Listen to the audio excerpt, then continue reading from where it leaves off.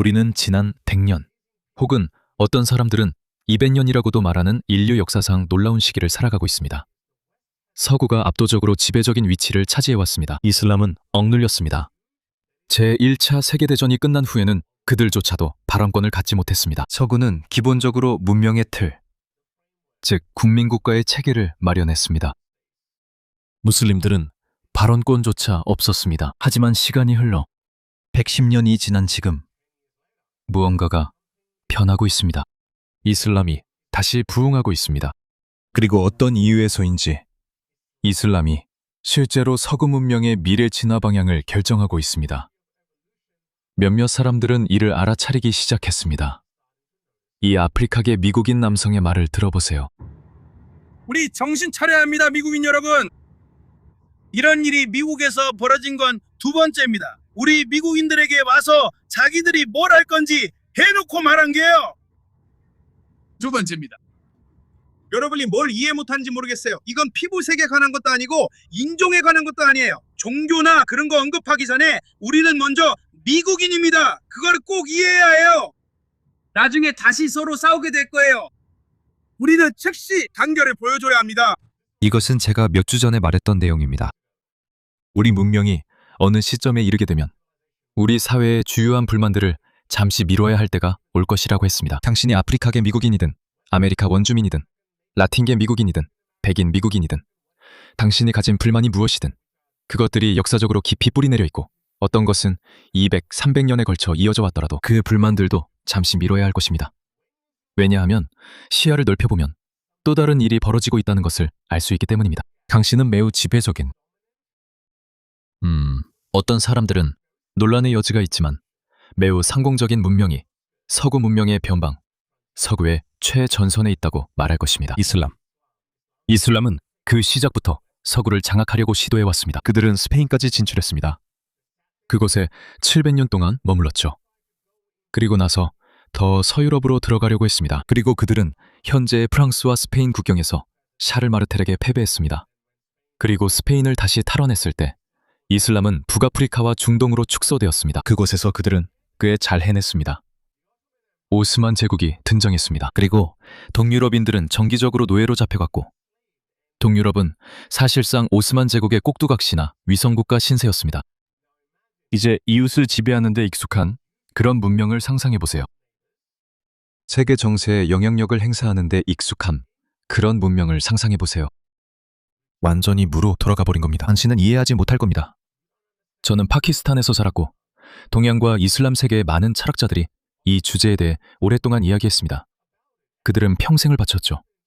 예를 들어 파키스탄의 국민 시인이자 유명한 시인인 무함마드 이크발 같은 분이 있습니다. 그의 핵심 주장은 이슬람 칼리프 제도를 재건하고 세상사에서 이슬람이 잃어버린 역할을 되찾는 것에 관한 것이었습니다. 그리고 분명히 그는 20세기 초에 살았습니다. 그는 오스만 제국이 서구 세력에 의해 패배하는 것을 목격했습니다. 그래서 그는 그것에 대해 만족하지 않았습니다. 그리고 그는 1937년쯤에 사망했습니다. 이것은 무슬림들이 아무런 발언권이 없었던 국민국가의 시대였습니다. 오스만 제국에게 이 새로운 세계 질서에 동의하는지 아무도 묻지 않았습니다. 패배자에게 왜 물어보겠습니까? 사실 당시 많은 무슬림들은 서구가 칼리프 제국을 분열시키기 위해 국민국가라는 개념을 도입했다고 믿었습니다. 그래야 무슬림들이 하나로 뭉쳐서 서구의 힘에 도전할 수 있는 거대한 세력이 되는 것을 막을 수 있기 때문이죠. 그게 단순한 음모론인지 아니면 서구의 뛰어난 전략인지는 잘 모르겠습니다. 어쨌든 중요하지 않습니다. 중요한 것은 이슬람이 완전히 억압당하고 저 구석에 가서 조용히 있으라는 말을 들었다는 점입니다. 우리는, 즉 서구가 앞으로 무슨 일이 일어날지 결정하겠다는 것이었죠. 실제로 서구는 점점 더 강력해졌습니다. 그들은 계속해서 산업화되었습니다. 그리고 나서 산업 규모로 끔찍한 2차 세계대전을 치렀죠. 인류가 이전에는 한 번도 본 적이 없는 일이었습니다. 그리고 그것은 경쟁하던 서구 사회들 중 승리한 집단에 의해 세계 질서를 더욱 공고히 했습니다. 그리고 그때 미국이 등장했습니다. 미국은 사방구의 유일한 초강대국으로 떠올랐습니다. 그리고 미국이 경쟁해야 했던 상대는 무슬림이 아니라 공산주의자들이었습니다. 공산주의자들은 1991년에 성공적으로 패배했습니다. 그리고 서구 문명의 황금기가 시작되었습니다. 90년대 소련이 붕괴될 당시 많은 사상가들은 이것이 역사의 종말이라고 말했습니다. 이제 끝이다. 우리는 다 끝냈다. 이슬람은 거의 80년 전에 패배했다. 공산주의는 사라졌습니다. 하지만 역사의 아이러니를 보세요. 이 두 세력이 이제는 서구 문명을 해체하기 위해 힘을 합쳤습니다. 그래서 제가 지금 이 영상을 보여드리는 이유가 바로 이것입니다. 이것은 서구 문명의 구성원이자 서구 문명의 수혜자인 우리가 단결해야 한다는 것을 이해할 필요가 있습니다. 우리의 불만이 무엇이든 상관없이 말입니다. 저는 아프리카계 미국인 커뮤니티의 불만을 무시하지 않을 것입니다. 백인 미국인 커뮤니티의 경험도 무시하지 않을 것입니다. 하지만 우리는 그것을 잠시 미뤄야 할 것입니다. 왜냐하면 이 두 가지 다른 요인이 놀라운 속도로 서구 문명과 충돌하려 하고 있기 때문입니다. 이것은 반드시 필요합니다. 그리고 너희 자식들은 이해하지 못하고 있어. 왜냐하면 사람들이 우리에게 규율 있는 모습을 보여주고 있기 때문이야. 그들은 우리에게 어떻게 단결하고 규율을 지키는지 보여주고 있어.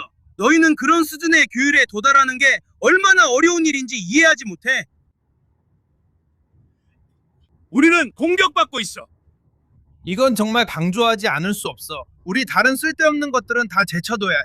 미국에서 우리가 배운 건 돈 때문에, 우리가 가는 식당 때문에 서로를 분열시키는 것뿐이었어. 돈 있는 사람들은 더 좋은 식당에서 밥 먹고 더 좋은 호텔에 머물지, 돈 있는 사람들은 더 좋은 차를 타고 더 좋은 집에 살아. 우리는 어릴 때부터 분열되도록 배워왔어. 그래서 그들은 그게 우리의 약점이라는 걸 알고 있지. 그들은 우리가 그들을 공격하려면 바로 이 부분을 공격해야 한다는 걸 알고 있어. 그리고 내가 말하는데, 우리가 아무리 크더라도 만약 상대가 네가 오는 걸 모른다면 칼 하나로 코끼리도 죽일 수 있어. 그리고 지금 너희는 이 일이 다가오는 걸 모르고 있어. 이걸 아무리 강조해도 부족해. 우리는 공격받고 있어. 우리는 단결해서 하나로 움직여야 해. 100개의 카운티부터 시작해서 우리 돈을 빼야 해. 2개의 주요 도시 모든 주에서 우리 돈을 쓰지 않아. 우리는 교회로 가서 우리가 자금을 대는 것, 우리가 통제할 것임을 알릴 거야. 그가 말하는 더 큰 요점을 잘 모르겠어. 왜냐하면 내가 잘 모르는 다른 뉘앙스들이 있을 수도 있으니까. 하지만 나는 그의 전반적인 메시지는 이해해. 그는 미국인이 아닌 사람들에게 미국을 어떻게 운영해야 하는지 지시받고 있다는 거지.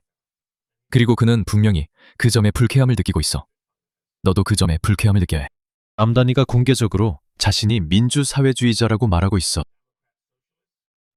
그런 건 없어. 결국 다 공산주의로 가게 돼. 그리고 압둘 알사이드 같은 사람들은 무슬림들이 너희를 싫어한다고 말하지. 무슬림들이 너희를 싫어한다고. 무슬림들은 이슬람에 반대하는 미국인들을 싫어해. 무슬림들은 미국 정치에서 이슬람의 역할이 커지는 걸 원하지 않는 사람들을 싫어해. 그래서 이 사람들은 단결되어 있어. 그들은 자신들의 목적에 충실하고 동기가 뚜렷해. 그리고 무기력함에 시달리지도 않아. 그들 앞에는 분명한 목표가 있어. 내가 전 무슬림으로서 말하는데 세계 지배는 이슬람 교리의 핵심적인 부분 중 하나야. 정말 중요한 부분이야. 이슬람 종말론에서 무함마드는 반복해서 온 세상이 이슬람에 굴복할 것이라고 말했어. 이 때문에 미국과 유럽에서 무슬림 학자들이 이슬람이 모든 집에 들어갈 것이라고 반복해서 말하는 걸 들어본 적이 있을 거야.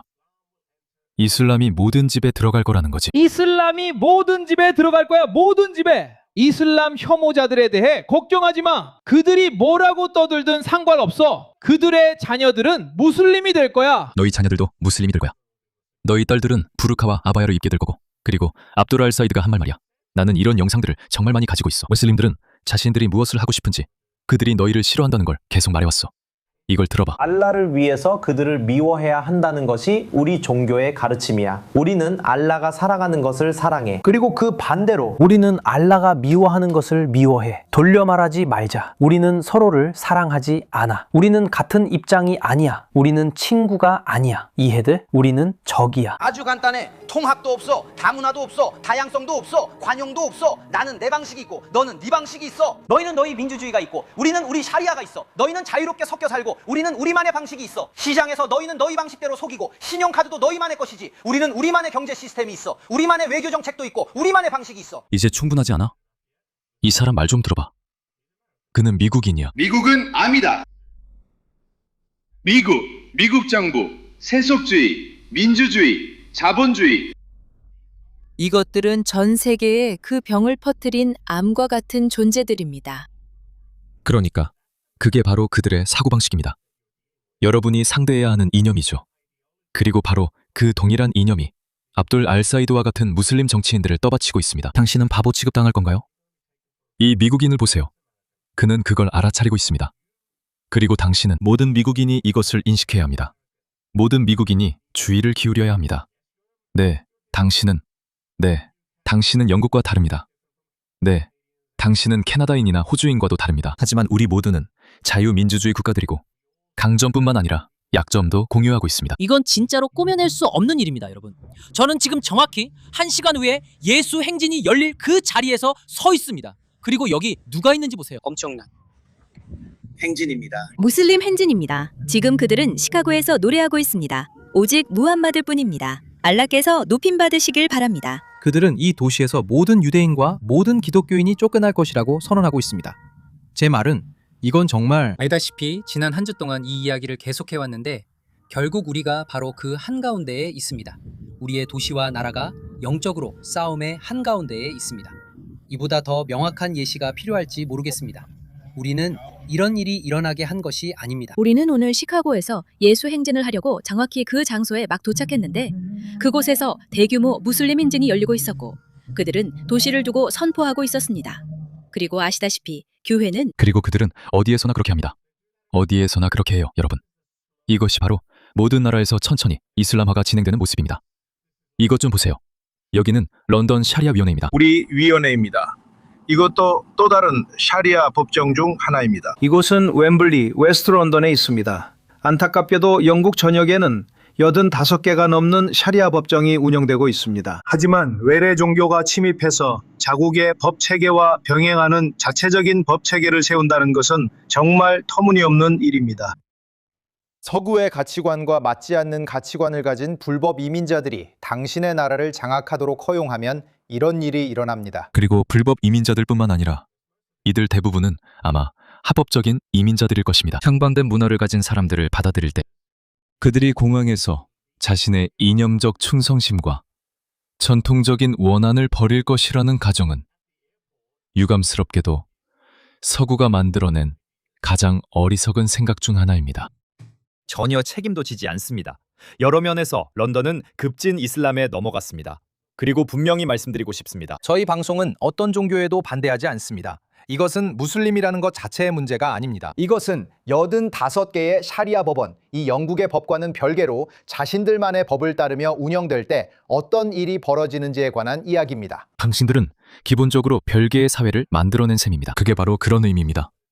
그리고 다시 말하지만 이런 일이 미국에서도 일어나고 있습니다. 플로리다와 텍사스, 그리고 하느님만이 아는 다른 곳들에 우후죽순처럼 생겨나는 모든 모스크들 말이죠. 거기서 그 사람들이 뭘 하고 있다고 생각하십니까? 그들은 니카 결혼식을 합니다. 즉, 결혼식이죠. 그걸 합니다. 이슬람식 결혼, 즉 니카에 따라 여성들은 미국 법에 명시된 것과 같은 권리를 누리지 못합니다. 이혼을 하게 되면 여성은 20% 남짓밖에 받지 못합니다. 미국 법이 미국 땅에 사는 모든 개인에게 보장하는 것을 완전히 무시하고 완전히 그 위에 군림하는 셈입니다. 그게 바로 법치주의의 핵심 아니겠습니까?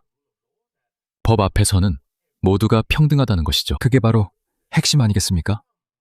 그런데 왜 우리의 자유민주주의나 자유주의가 관용이라는 이름으로 별개의 사회와 별도의 법체계를 허용하고 있는 걸까요? 그래서 모든 비이슬람계 미국인뿐만 아니라 무슬림, 자유주의자, 온건한 무슬림들에게도 이것이 중요합니다. 그들조차도 이슬람주의에 맞서 힘을 합쳐야 합니다. 그게 전부입니다. 이슬람주의에 반대하는 것입니다. 이슬람의 정치적 적용이 바로 이슬람주의입니다. 그게 다입니다.